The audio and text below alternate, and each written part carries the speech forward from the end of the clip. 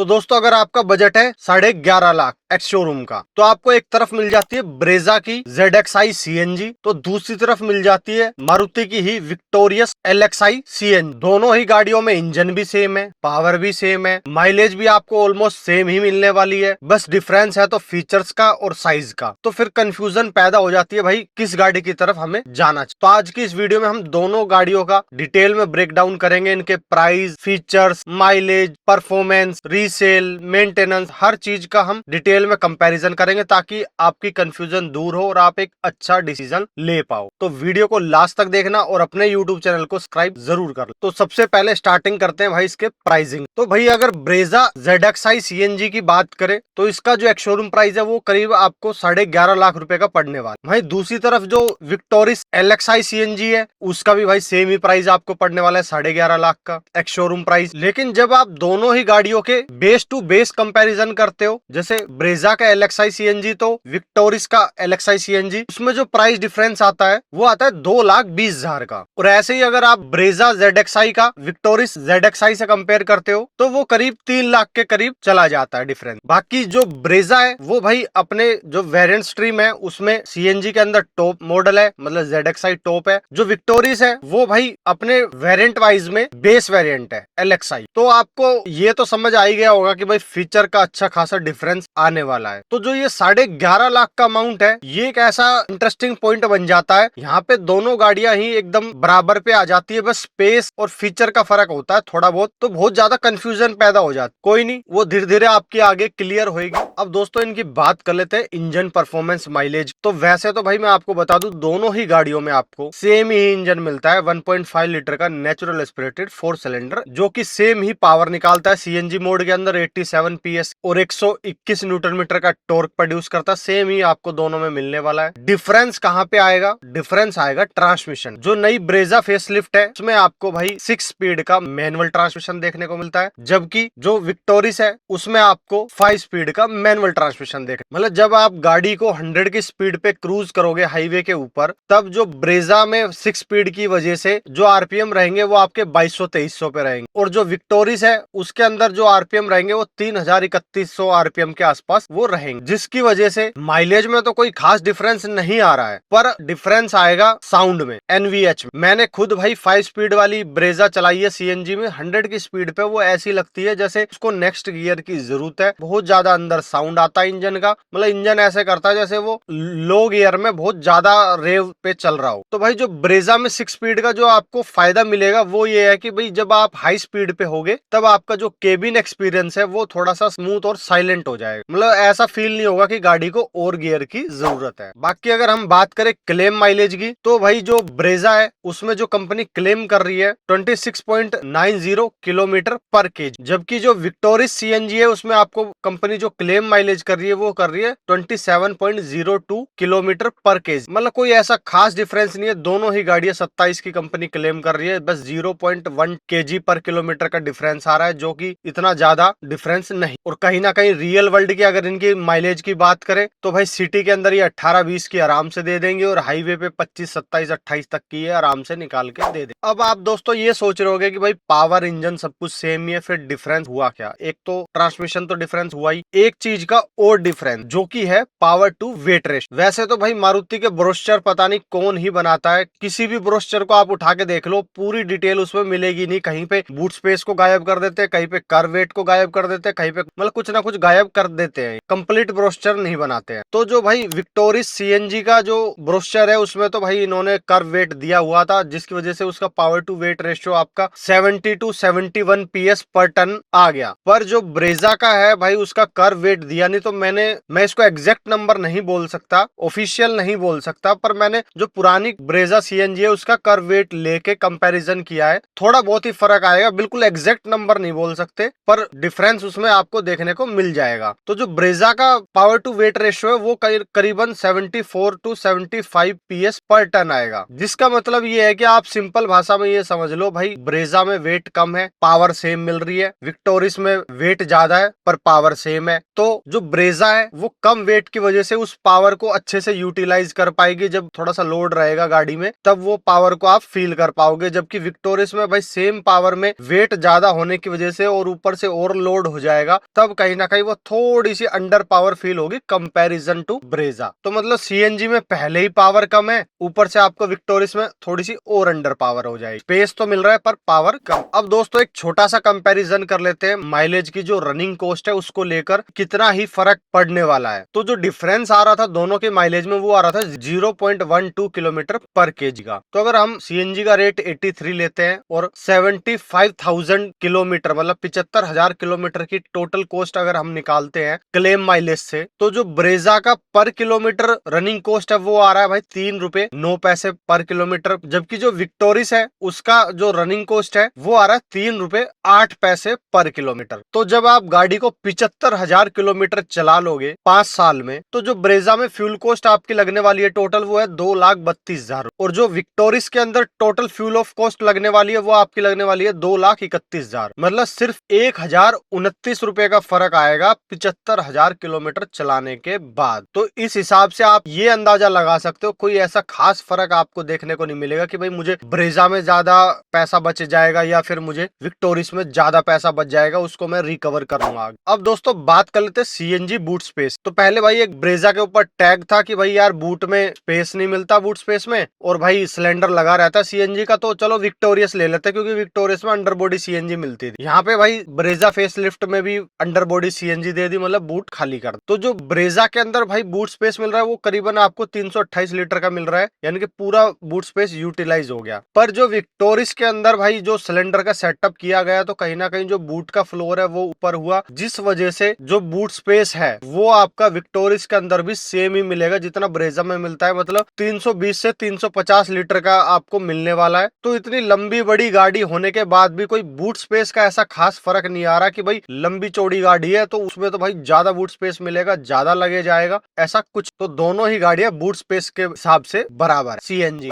अब दोस्तों बहुत लंबाई चौड़ाई की बातें हो रही थी, बड़ी गाड़ी छोटी गाड़ी, तो अब इनका कंपैरिजन कर लेते हैं डायमेंशन, कौन सी गाड़ी कितनी लंबी चौड़ी। तो भाई जो ब्रेजा है वो अंडर 4 मीटर सेगमेंट में आती है, पर जो विक्टोरिस है वो सी सेगमेंट है, मतलब इससे ऊपर के सेगमेंट में आती है, जिससे कि भाई इसकी लेंथ 4 मीटर से ऊपर चली जाती है, 4.3 मीटर करीब हो जाती है। और अगर बात करें विड्थ की तो सिर्फ 5 mm चौड़ी है विक्टोरिस। पर जब बात करें हाइट की तो ब्रेजा भाई toll boy SUV road presence रखती है, तो कहीं ना कहीं उसका फायदा उसको हाइट में मिलेगा। 30 mm ज्यादा ऊंची है भाई ब्रेजा, जिसकी वजह से आपको जो हेडरूम है वो ज्यादा मिलेगा। जिनकी हाइट जैसे ज्यादा रहती है उनको कहीं ना कहीं जो हेडरूम का स्पेस है वो उसमें अच्छा आराम से कंफर्टेबल मिलने वाला। पर जब हम बात करते हैं व्हील बेस तो वहां पे भाई 100 mm ज्यादा यानी कि 2600 mm का व्हील बेस आपको विक्टोरियस के अंदर मिलने वाला है। इसका फायदा आपको मिलेगा भाई रियर सीट। जब रियर सीट पे आपकी फैमिली के मेंबर बैठेंगे तो उनको जो लेग रूम है वो उसमें ज्यादा स्पेस देखने को मिलेगा, और उसका फायदा तब मिलेगा जब आपके फैमिली में थोड़े से ज्यादा हाइट वाले लोग होंगे, उनको थोड़ा सा उसका ज्यादा फायदा मिलने वाला है क्योंकि लेग स्पेस ज्यादा मिल रहा है। तो जिनके घर पे नॉर्मल हाइट के बंदे हैं उनके लिए तो कोई ऐसा खास डिफरेंस आने वाला नहीं है। आपको लगता है कि वो लेंथ इतनी लंबी है तो पता नहीं गाड़ी के अंदर क्या मिलेगा, बहुत बड़ी गाड़ी मिलेगी, तो बाहर से दिखने में है, अंदर से भाई बूट भी वही बराबर जा रहा है, और रियर का जो लेग रूम है वो थोड़ा सा आपको मिल रहा है व्हील बेस की वजह से, पर ज्यादा ऐसा कोई खास फर्क नहीं। हाँ हम ये बोल सकते हैं भाई स्पेस में है, बड़ी गाड़ी है तो स्पेस मिल रहा है आपको, पर इतना भी नहीं मिल रहा कि आप ब्रेजा को थोड़ा साइड ऑन कर दो। बाकी ब्रेजा में आपको भाई एक 198 mm का ग्राउंड क्लियरेंस मिलता है, और विक्टोरियस में आपको 210 mm का। तो जो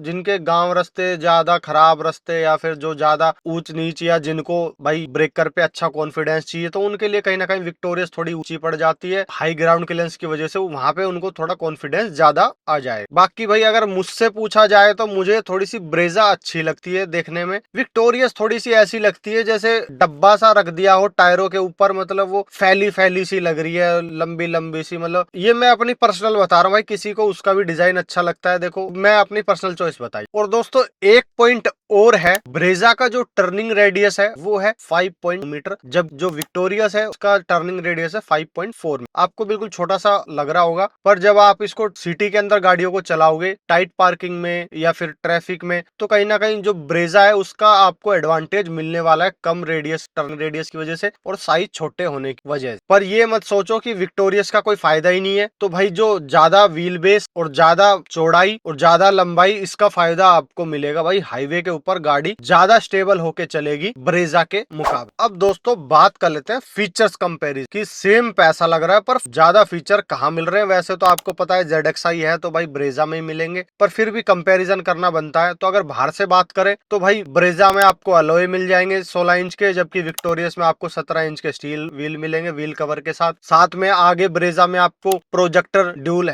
LED हेडलैम्प्स मिल जाएंगे, जबकि विक्टोरियस में आपको भाई हेलोजन बेस्ड प्रोजेक्टर हेडलैम्प मिलेंगे। और ब्रेजा में आपको जो RVM है वो फोल्डेबल भी मिलेंगे और इलेक्ट्रिकल एडजस्टेबल भी मिलेंगे, जबकि विक्टोरियस में आपको सिर्फ इलेक्ट्रिकल एडजस्टेबल। और दोस्तों जब बात करें अगर छत की, तो वहां पे आपको भाई ब्रेजा के अंदर मिल जाती है इलेक्ट्रिक सनरूफ, जो कि बहुत से लोगों के लिए एक प्रीमियम फीचर है, और जबकि विक्टोरियस के अंदर आपको ऐसी कोई चीज देखने को नहीं मिलने वाली। तो अगर आप बाहर से देखोगे तो भाई ब्रेजा आपको बिल्कुल लगेगी कि हाँ टॉप मॉडल है, और विक्टोरियस बिल्कुल आपको लगेगी बेस वेरिएंट। जब हम गाड़ी के अंदर जाते हैं तो वहां पे भाई सीन थोड़ा बैलेंस हो जाता है, क्योंकि विक्टोरियस के बेस वेरिएंट से ही आपको 7 इंच का टच स्क्रीन मिल जाता है, जो कि ब्रेजा के ZXi में भी 7 इंच का ही टच स्क्रीन मिलता है। दोनों ही गाड़ियों में आपको पुश बटन मिल जाएंगे, रियर AC वेंट्स मिल जाएंगे, ऑटोमेटिक AC मिल जाएगा, रियर की 60-40 सीट्स मिल जाएंगी। नहीं मिलेगा जो कि है विक्टोरियस के अंदर ड्राइवर सीट हाइट एडजस्टेबल, जो कि आपको ब्रेजा के अंदर देख। और दोनों ही गाड़ियों में आपको कोई क्रूज कंट्रोल देखने को नहीं मिलने वाला है। पहले ब्रेजा में आता था ZXi में, पर इन्होंने वहां से वो निकाल। और साथ में भाई ब्रेजा है ZXi तो उसमें आपको रिवर्स पार्किंग कैमरा भी मिल जाएगा, जबकि विक्टोरियस में आपको सिर्फ रिवर्स पार्क सेंसर मिल। और ब्रेजा भाई ZXi है तो कहीं ना कहीं वायरलेस चार्जर भी आपको मिल जाएगा। और अगर बात करें स्पीकर की, तो भाई विक्टोरियस में आपको सिर्फ फ्रंट में 2 स्पीकर मिलेंगे, जबकि ब्रेजा में आपको 4 स्पीकर मिल जाएंगे। तो कहीं ना कहीं आप सिर्फ काम चला रहे हो विक्टोरियस के अंदर, और सेम अमाउंट में आपको ब्रेजा अच्छी लोडेड मिल। तो फीचर्स के मुकाबले में कहीं ना कहीं भाई ब्रेजा विनर है। एक भाई का कमेंट आया था कि भाई उसको 1.5 लाख का डिस्काउंट मिल रहा है विक्टोरियस के अंदर, जिससे उसका एक शोरूम प्राइस कहीं ना कहीं ब्रेजा के VXi के बराबर जाके पड़ रहा है। तो वो कौन सी ले? तो भाई अगर आपको सचमुच इतने का डिस्काउंट मिल रहा है तो फिर तो आप विक्टोरियस की तरफ जा सकते हो, क्योंकि VXi ब्रेजा में जो मिलता है वो कहीं ना कहीं विक्टोरियस VXi के बराबर ही है। तो वहां पे तो डील ब्रेक हो जाती है विक्टोरियस की तरफ जाने में। पर हम वीडियो बना रहे हैं ZXi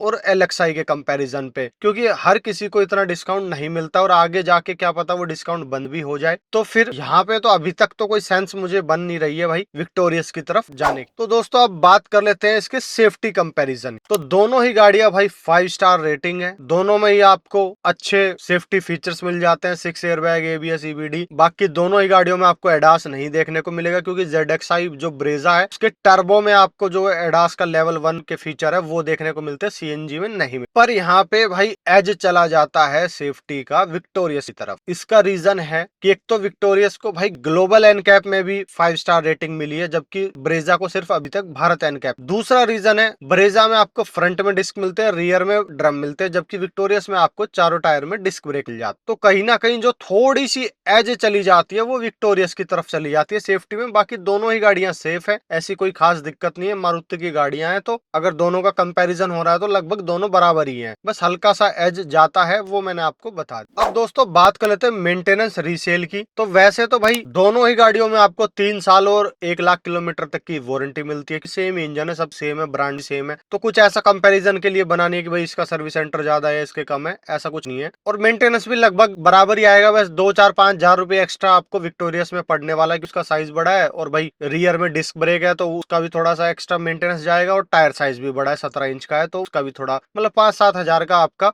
एक्स्ट्रा मेंटेनेंस जाएगा। वो भी साल भर में या 2 साल में ओवरऑल लगा के ऐसे जाएगा, ये नहीं कि हर सर्विस जाएगा। और अगर हम बात करें रीसेल, ये एक ऐसा पॉइंट है जहाँ पे एज बना जाता है ब्रेजा, क्योंकि भाई ब्रेजा की एक मार्केट वैल्यू है। और मैं आपको बता दूं भाई विक्टोरियस क्यों नहीं चल पाई, क्यों इतने डिस्काउंट दे रहे हैं, क्योंकि भाई ये ब्रेजा एक ऐसा स्वीट पॉइंट पे है कि इसकी टक्कर ले ही नहीं पा रहा कोई। मतलब खुद मारुति की गाड़ियां फेल हो जाती है जब ये आ जाती। एक तो भाई मारुति पे जो लोग इन्वेस्ट करते हैं वो सिर्फ 10-12 लाख तक लास्ट करते हैं, उससे ऊपर इन्वेस्ट नहीं करते हैं, क्योंकि 20-20 लाख रुपए की गाड़ियां मारुति नहीं बना पाती, उतना जो अंदर का प्रीमियम वो दे नहीं पाती। तो कहीं ना कहीं 10-12 लाख तक आदमी सोचता है। 10-12 लाख तक में भाई उनको ब्रेजा मिल जाती है, सेम ही चीज, सब कुछ सेम, तो वो क्यों ऊपर जाए सेम चीज को लेने के लिए? वो सेम ही फील आएगी आपको, ड्राइविंग भी सेम ही आएगी, इंटीरियर भी सेम आएगा, बस थोड़ा सा वो खींच के और उसको थोड़ा सा बढ़ा दिया बस ब्रेजा को। तो इस वजह से लोग उस पर ज्यादा इन्वेस्ट नहीं करते हैं, और उसी वजह से इसका फर्क भी आता है रीसेल पे। तो ब्रेजा की रीसेल वैल्यू इसी वजह से ज्यादा है, क्योंकि डिमांड भी ज्यादा। तो भाई अब करते हैं फाइनल मुद्दे की बात, फाइनल वर्डिक्ट कि भाई किसकी तरफ को जाना। सबसे पहले बात कर लेते हैं ब्रेजा ZXi CNG। तो भाई अगर आपकी ज्यादातर रनिंग भाई सिटी के अंदर है, तो वहां पे भाई आपको ZXi में अच्छे फीचर लोडेड मिल जाएंगे भाई, सारे काम के फीचर्स मिल जाएंगे, कैमरा वैमरा सब मिल जाएगा आपको, मतलब सेम प्राइस पे आपको गाड़ी के अंदर डिफरेंस देखने को मिल जाएगा, एक फीचर लोडेड कार मिल जाएगी आप। और आपको चाहिए एक अच्छी रीसेल वैल्यू, और सबसे इंपॉर्टेंट आपको मिलेगा भाई 6 स्पीड का ट्रांसमिशन, जो कि NVH को कम करेगा, आपके केबिन एक्सपीरियंस को और ज्यादा स्मूथ करेगा। बस आपको कॉम्प्रोमाइज करना पड़ेगा थोड़े सा स्पेस से, जो कि सिर्फ आपको रियर में मिलने वाला है। दिखने में गाड़ी आपको थोड़ी लंबी चौड़ी वो नहीं मिल पाएगी, एक बॉक्सी डिजाइन मिलेगा, जो प्रॉपर आप चाहे सिटी टाइट पार्किंग हो या हैवी ट्रैफिक हो, कहीं भी हो, गाड़ी को आप इजिली मैनेज कर पाओ, तो फिर आप ब्रेजा CNG की तरफ जा सकते। और अगर बात करें LXi विक्टोरिया CNG की तरफ, तो अगर आपको अच्छा डिस्काउंट मिल रहा है उसके ऊपर, और आपको सेम प्राइस में फीचर से कोई मतलब नहीं है, सिर्फ आपको दिखने में एक बड़ी गाड़ी चाहिए कि भाई अच्छी बड़ी लंबी चौड़ी दिखने में गाड़ी लगे, हालांकि रियर वाले को कंफर्ट अच्छा मिलेगा पर बूट स्पेस दोनों में बराबरी में। और आपको कॉम्प्रोमाइज करना पड़ेगा, एक तो 5 स्पीड के ट्रांसमिशन से, दूसरा थोड़ी सी पावर कम मिलेगी क्योंकि वेट ज्यादा है, सेम इंजन है, और थोड़ी सी कम रीसेल वैल्यू से। अगर इन सब से आप कॉम्प्रोमाइज कर पाते हो तो फिर आप विक्टोरिया CNG LXi की तरफ जा सकते। बाकी दोनों में से आप कौन सी फाइनल करने वाले हो कमेंट बॉक्स के अंदर जरूर बताना। अगर किसी और गाड़ी का कंपैरिजन चाहिए तो भाई कमेंट कर दिया करो, हम बना देंगे। और वीडियो को ज्यादा फेसबुक व्हाट्सएप ग्रुप पे शेयर करना। जय हिंद, जय भारत।